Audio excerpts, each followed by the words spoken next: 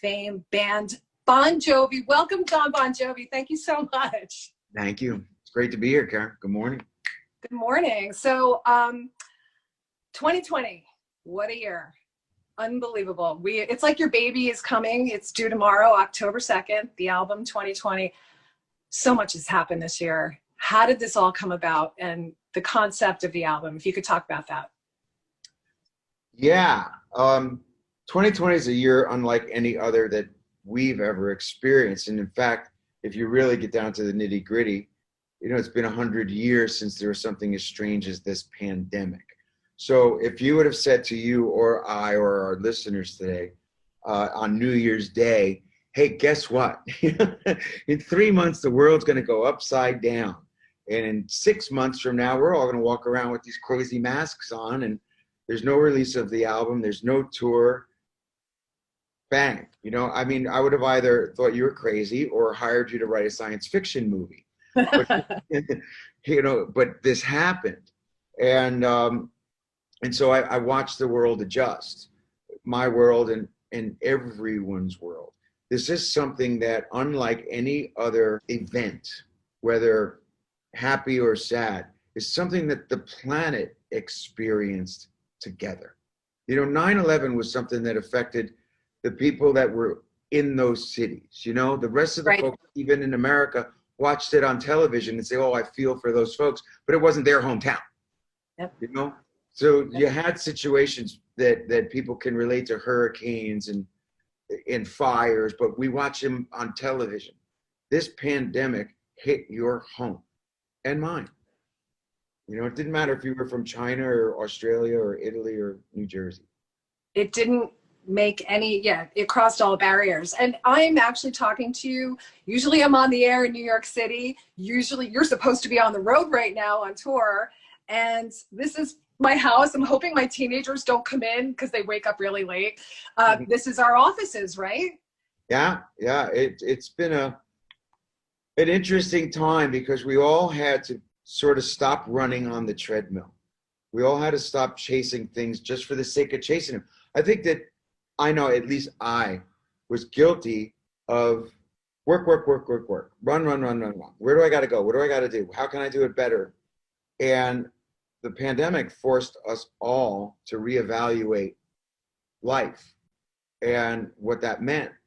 So there's a new simplicity and complexity. For some, it's been a peaceful time. Others, granted, that have lost a loved one or lost a job. There's a lot of turmoil in it. But in another way, it's also helped us define that after we breathe in and breathe out, everything else is just we're lucky to have it.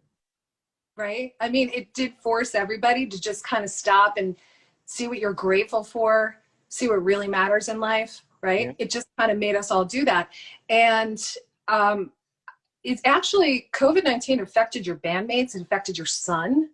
Can you talk about that? That's, Our keyboard player, David, who I've known since, he's played with me in bands since I was in high school. Yeah. Currently in quarantine because he is the co-writer of the Broadway musical based on Princess Diana called Diana. So although he would have preferred to have been here, he's in quarantine with the cast and the crew of the play that they're going to shoot that, and it's going to be on Netflix. But he, having lived through this, was very ill and could not have traveled to have done this. And he has said to me repeatedly since he's gotten better, he said, had this affected me, it could have been devastating. He says, because your lung capacity and what it takes for me to do what I do. He said he wanted to wrap me in bubble wrap because he really realized the depth of his sickness. And, at first he was one of the naysayers. He was one of those, it's a flu. I don't need that. Then he got hit. And when he called me up and he said, I've got it and it's bad. And then Everett Bradley, our touring percussionist, same thing. And, he's here because he sings so great and adds this great energy. affected him terribly. My son Jake had it, but a mild case, thank the Lord, an intestinal kind of vision version of it. Lasted 3-4 days. Right. He's young and strong, and he got better. So I've seen it around me. I've seen people who've passed away. I've had people, you know, the first layer of the onion. I mean, I've lost 3 people that I know. So it's crazy so time. Yeah.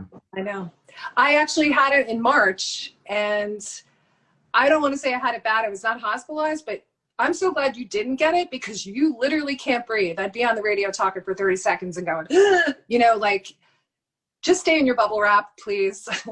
But you're not. You're actually out there doing so much good. And it's kind of funny. I think you call yourself the last to join social media, Jon, but you are really good at connecting with your fans, and you have been amazing during this time. You don't look like the reluctant social media guy, because your 1-minute record reviews are hysterical.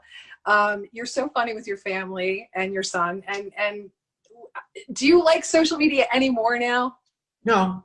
Well, the thing about having everybody in the bubble was that my kids were there, and they're the ones that know how to do all of this. And so that was really why. And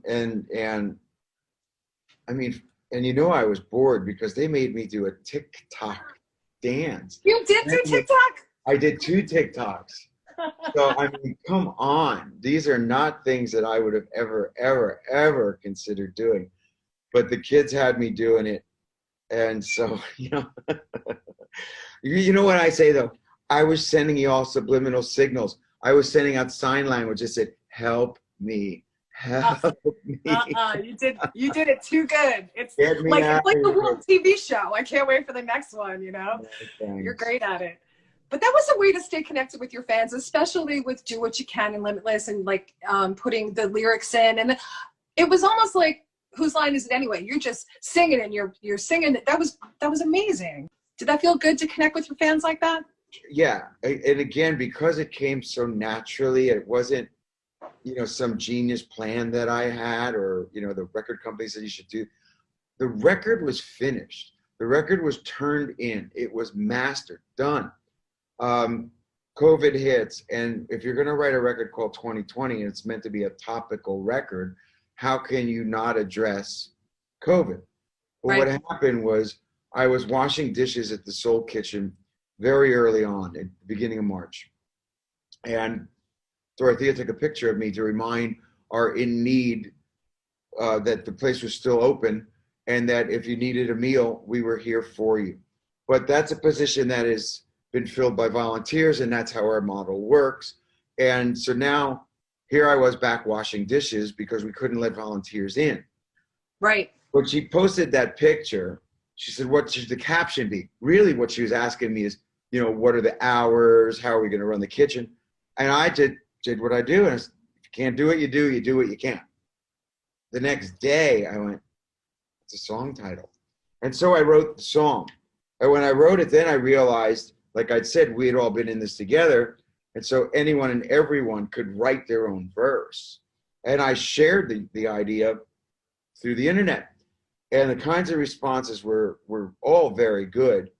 But I could interact with a kindergarten class in Florida, or people in, you know, in Europe or in Asia. And I was able to take their verse, sing it, record it, send it back. So it was a lot of fun. And now that the song is out and it's doing so well, it just goes to show you, when you have something like that and it touches that nerve with people about their lives, that's when the magic happens. So obviously the song made the record. Yes. And you know, it was very comforting, especially not only because we're fellow Jerseyans, but also just for all fans to know that you get it, you're feeling it.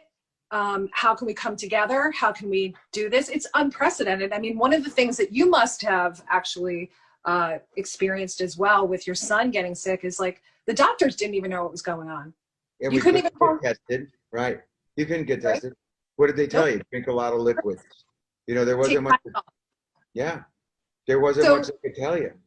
Right. And so it was a really scary time. So even though the record was done, like that was very comforting and very, very, very cool to hear from you, and seeing you on the concert for New Jersey and doing what you can, and you and Dorothea out there and being around people, which is still really scary, but just to make sure other people got fed. And, you know, the JBJ Soul Foundation is incredible what the two of you do together. And I just want to say, you know, not only for the state, and you're opening more and more.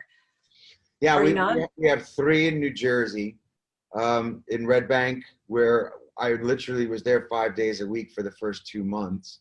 And the only reason that I stopped going after the couple of months was that we realized on Long Island, where we would get to spend our summers, that the need for a food bank was desperate. And so we knew how to do it. And we found a place that was closed down, a family entertainment complex. And the landlord, the owner, was so kind. He said, I can't have summer camps here. So yes, you can have the space. We've provided the food. And here's a great example of my smashed finger with the, because we work at the food bank at least 3 days a week since May. And we're feeding 7 pantries, which then the 7 pantries feed the people. And so we're feeding, I think it's 6,000 people a month on Long Island. And then we've got the kitchens in New Jersey. So we've been very busy in this time. Admirable and honorable work. And you know, that was, even when I was home, I would see even our communities just, you know, who can you help, or how can you get out, and how can you do? So it was hard. And I was just wondering, like, for me, being in quarantine with your family, I had to stay away from my kids for 2 weeks, which is like basically go up into a room and hide, and 1 bathroom. How did you do that with your son? I mean, that must have been really tough. Well, because it was so early on. This was probably the 3rd week of March. Yes. It's almost a little bit of humor to it, because we were aware of quarantine, but there wasn't a lot of detail yet. And so I remember Dorothea puts him in his room. That was like, you know, the quarantined area. And then being the mom, you know, she'd go in there, but mask, like a hairnet kind of version of a shower, one specific robe backwards that looked like the OR that she'd tie up. And, you know, when he'd get sick, we'd take that bag out, tie it up, put it in another bag, tie that up to put it into a garbage can. So it was like, you know, it was some kind of radioactive material. It was. And, you know, you felt so bad because it's one of your kids, and it's, you know, we crossed the line. You know, we went in the room because it just as parents, like, I had to do what I had to do. But of course, I wouldn't not go in there. But fortunately, like I said, for us, 3-4 days later, it passed, and then he was okay. And the rest of us, we were blessed we didn't get sick in the house. Good. Thank God. Right? Yeah. Well, thanks for that little story. I mean, because I know so many families who had to do it, so it's kind of cool to hear, you know, how it worked out. So glad everyone's healthy. So I have a question for you. How the hell did you get through 30 years being a rock star without a scandal? You're like the Derek Jeter of rock and roll. I mean, no scandals, no bad stories. You're a family man. Your family is gorgeous. You held it together. Like, how the hell did you do that? There's no big secret, and I'll gladly accept the mantle and thank you for that. But I'm not the only one. You know, I mean, Bono's been married as long. Bruce is married almost as long. But you know, I got it right the first time, and I have no qualms with that. I could only trade down, and I hold on to her with both hands at all times because I would never want to screw that up. She's amazing. So, yeah, I got a great family. They're healthy. They're wonderful. It's the joy of my life, and this is just what I do. You know, it's not who I necessarily am. It's what I do, and I do it really well. But the rest of it is who I am. I was watching your Rock and Roll Hall of Fame speech, and you went through the years. What a great storytelling moment that was for the entire band. And you just talked about all these things that happened. And I have to tell you, you know, I went to Monmouth College down in West Long Branch, and seen you a million times, but it was 1991, 1992. And I walked into the fast lane and I knew you were there. And I think you were by yourself. I don't think you were with your band. And all of a sudden your hair was gone. It was cut off, that big, beautiful Bon Jovi hair, how we were first introduced to you. And then you started singing songs that were from the 60s and the 70s, like rock and roll songs. And I went, this guy is going to be huge. I mean, it went from, you're not just in, you had Slippery When Wet, but it was like, this guy is dead serious and he is blowing me away right now. People are actually trying to mosh to like some 60s songs, but it was really funny. But that's when I knew this guy's going to go through every genre there is. He's not giving up. He is just the real deal. I mean, and you've managed to do that for 30 years. How the hell did you do that? Well, I cut my teeth in that club. That was the place where I cut my teeth. By the time 1980, I realized I had to stop playing other people's music and write my own, because that was the only path to real success. But the fast lane was a great avenue for that because they encouraged original music. And that was at a time in New Jersey when cover bands were making real money. But even as a young kid just graduating high school, I don't know, somehow I had the vision to say, it's not about a buck. It's about talking to you in nearly 40 years from then and being me, which is pretty rarefied air, to be up here now. So it's, I had a vision. I stuck to it. I work hard at it. I didn't chase fads or fashions. I didn't pretend to be something I'm not. I'm not sitting here dyeing my hair blonde and painting my fingernails black. And no, you're embracing the gray. It looks amazing. I'm who I am. I grew up in public, and people have been along for that ride, whether they got on it and got off of it or got on it in the latter years. But the journey has been what it is, and it's been incredible to be able to sit here and talk about it currently now. I'm not on some where are they now pile. We're still one of the no.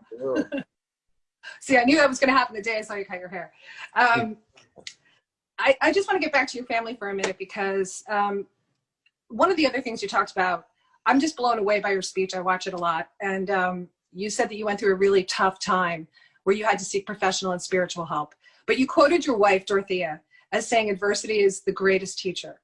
Yeah. And that moment just got my heart. I mean, it sounds like she's your spiritual guru in a little. Oh yeah. She's a very, very integral part of that. Absolutely. Yeah, she's very Zen, but she came from a background in the martial arts and Eastern philosophies, and so she knew all that innately. And I have lead singer's disease. Me. I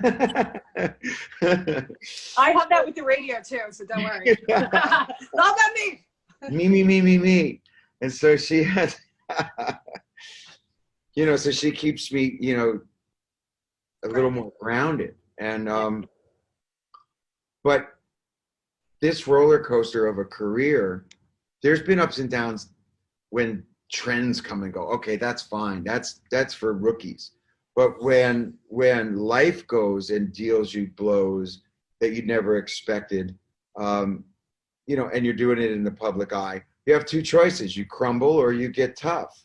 And so adversity is not something I looked forward to embracing. And all that nonsense that people tell you, oh, the light at the end of the tunnel. Screw the light at the end of the tunnel. I want to be wearing sunglasses out in the sunshine. That tunnel was dark for a long time. Yeah. I don't like the darkness. I've been there. I've done that. I suffered that son of a gun. I don't want to hear from it again. So, but in truth, it makes you stronger. And without adversity, what would you have to learn from? Where would you get challenges? And so I got through it. And you wrote some great songs. And you have a brand new baby due tomorrow, October 2nd, 2020. And we're so excited. Yeah. So do you have a favorite song that you love talking about or singing the most? Every record, every time you put out a record, that's the best one you've ever made. So it'll take a year or two to objectively look at an album. And because of COVID, again, I wouldn't have done that otherwise. So those little jokey 1-minute record reviews, it's not like I sit around and play my catalog ever. I don't sit around the house playing the old albums and making the kids listen to them. And when I listen to any of those records, there's some songs that I don't like now. So with this album right now, I love every song, but it's because they're fresh. It's like a new baby. You have to love every song. Well, you have to love the baby, even if you. Even if it's an ugly baby. No, I'm kidding. So what songs do you hate right now? I don't think there was a thing about, I hate it, but unless I'd had those song lists in front of me. There were songs on those records that I'd reviewed that I thought, I was either trying to jump on something that wasn't original, or I'd said that before. And then there was other songs, and I can't remember the titles, or I would tell you, that I remember thinking, I hated that song on the last record when we released it. And then I thought better of it 2 years later. So that's happened. But the great thing about 2020 and the COVID again was I know that there was 2 songs on this record that, although they were really great, I took them off. And I know that I wrote better with Do What You Can and American Reckoning.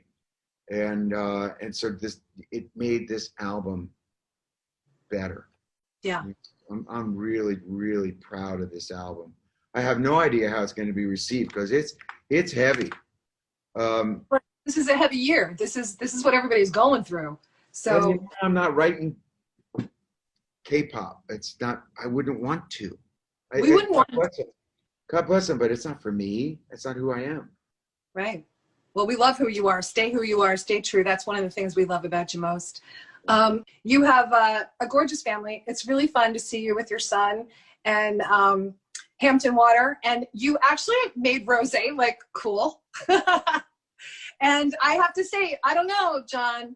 I saw the rosé pong. I think you got a little help. I didn't get any help, but I don't want to hear that my shoulders were leaning over the table. First of all, I didn't go to college, so I didn't spend my youth bouncing a ping pong ball into the glass. I would just buy another glass and drink it. So the hell with those kids. I won fair and square. I don't want to hear from him. I had to bust your chops. I bet you play flip cup too. I bet you're good at all that. The wine business is so much. It's really fun because to be in business with one of your kids is not anything I'd ever thought of. It's not like I expected them to follow in my footsteps or anything like that. Sure. But Jesse came out with this concept to me and presented it and utilized his college degree to come back with a business plan. And he and his roommate developed this. And Hampton Water is the most celebrated rosé of the last 5 years. And doing phenomenally well. So I'm glad that he got in the wine business instead of the tube sock business because I appreciate the samples that I get. Yeah, that's a whole lot better than tube socks. Well, it's a lot of fun to watch you guys work together, and I think your family's gorgeous, and I think everything you do for the state of New Jersey and everybody in general is just amazing, and so proud that I'm from Jersey because of you. And thank you, Karen. It took me 20 years to get an interview with you on the radio. So I'm like, what? So I am a fangirl. I was watching you in the Fast Lane a long time ago, and we're so excited about 2020. Me too. Thank you very much for this interview. It was wonderful. Thanks, Jon. My pleasure. All right. Have a great day, y'all. Stay safe. I hope your family's well. Thank you, baby. Have a great day. You too.